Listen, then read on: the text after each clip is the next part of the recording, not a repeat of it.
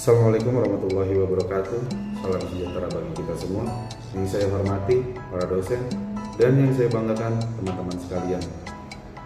Pernahkah Anda merasakan jantung berdebar kencang, tangan berkeringat, suara bergetar, atau perut terasa mulas ketika setiap kali harus berbicara di depan umum?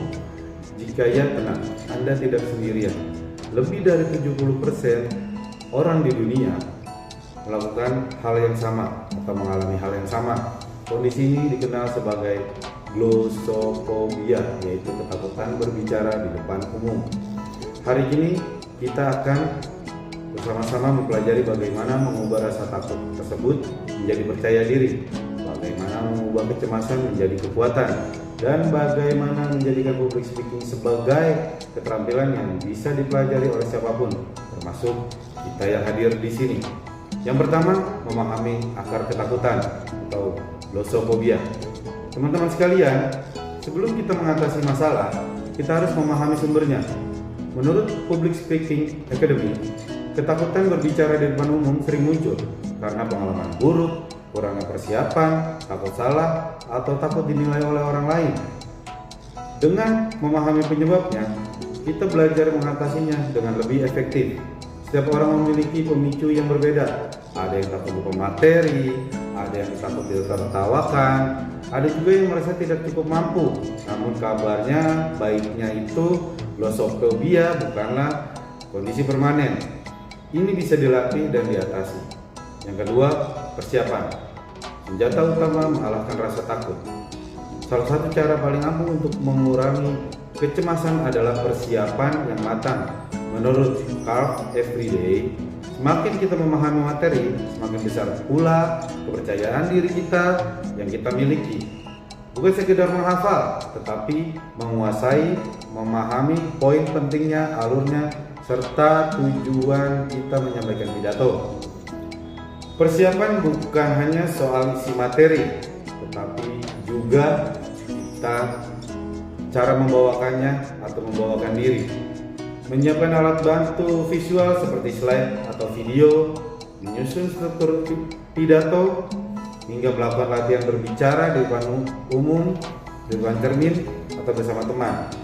Ingat, persiapan tidak menghilangkan rasa takut sepenuhnya, tetapi membuat kita mampu mengendalikannya. Yang ketiga, teknik relaksasi dan pengaturan pernapasan. Untuk mengatasi kecemasan, kita dapat menerapkan teknik sederhana seperti menarik napas selama 4 detik dan menahan napas selama 4 detik, lalu mengeluarkannya secara perlahan selama 6 detik. Teknik ini membantu menenangkan saraf dan membantu tubuh lebih rileks sebelum berbicara. Selain itu, melakukan stretching kecil, berdiri tegak, dan tersenyum dapat membantu menurunkan ketegangan tubuh. Yang keempat, komunikasi verbal dan non-verbal yang efektif. Menurut Future Skill ID, public speaking bukan hanya soal kata-kata, tetapi juga soal kontak mata, ekspresi wajah, dan bahasa tubuh. Beberapa hal yang harus diperhatikan: jaga kontak mata untuk menunjukkan kepercayaan diri. Gunakan intonasi naik turun untuk menghindari suara datar. Atur kecepatan bicara, tidak terlalu cepat, tidak terlalu lambat. Gunakan gestur tangan yang natural untuk memperkuat pesan. Ketika tubuh kita terlihat percaya diri, pikiran kita secara otomatis ikut percaya diri.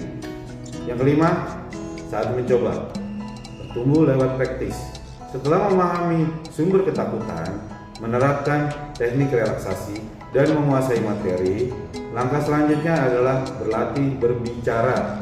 Kepercayaan diri tidak muncul tiba-tiba, dia tumbuh lewat pengalaman, mulai dari lingkup kecil, berbicara di depan umum, presentasi tugas kuliah, menjadi moderator kecil, dan atau memulai obrolan melalui obrolan kelompok.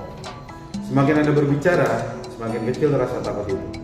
Teman-teman sekalian, ketakutan berbicara di depan umum bukanlah kelemahan, justru itu adalah tanda bahwa Anda peduli dengan apa yang Anda sampaikan. Namun, rasa takut itu tidak boleh menghambat potensi kita. Ingatlah 3 hal: pahami ketakutannya, siapkan diri dengan baik, dan berlatih tanpa henti. Dengan itu semua, glosofobia yang dulu terasa menakutkan akan berubah menjadi keberanian dan akhirnya kepercayaan diri.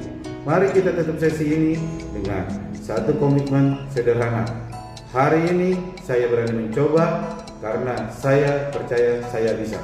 Wassalamualaikum warahmatullahi wabarakatuh.